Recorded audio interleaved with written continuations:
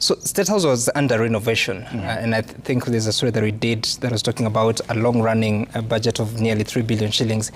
But for this year, it was about 900 million shillings for renovations that were to go on. But when you look at the allocation, and I just want to take you step by step. So June 2025, just before the Finance Bill of 2024 happened, just before the Gen Z demonstrations happened, the National Assembly had approved 9.5 billion shillings for State House as an allocation.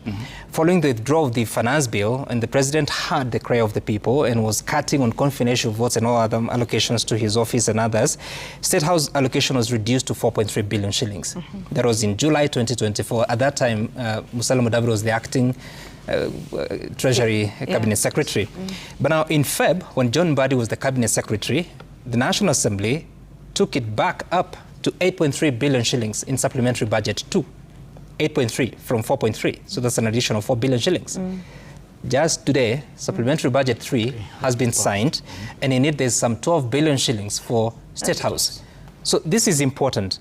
The original figure was 9.5 billion. It was cut to 4.3. The final figure is 12 billion shillings, higher than the original. Mchezo wa town. But the promise was that you're going to reduce allocations. By half. Let's focus on the Office of the President, which is different from State House.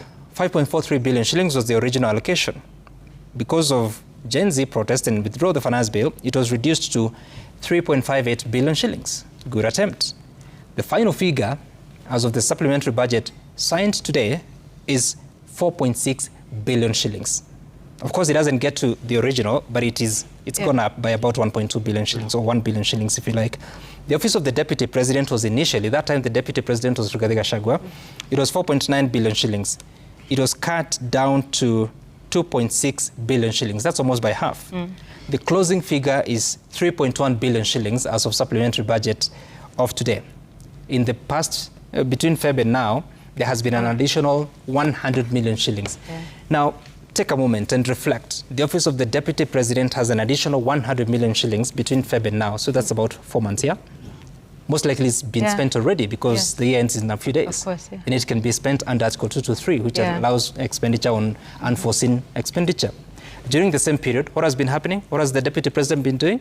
Empowerment. He's been going across different constituencies with an empowerment program, where there's 3 million shillings for the President and 2 million shillings from the Deputy President. What is that? When you promise austerity measures that you're going to do budget cuts, you go ahead and raise recurrent expenditure, reduce the development expenditure, which was reduced from 746 billion shillings down to 597 billion shillings.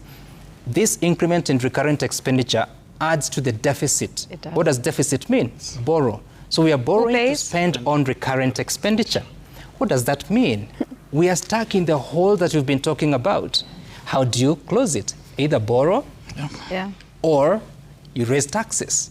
What are Kenyans against? More taxes. So we're not making any movement. We're in motion, but not making any movement. So all these things, and just recently, there was some additional budget that was given by the National Assembly.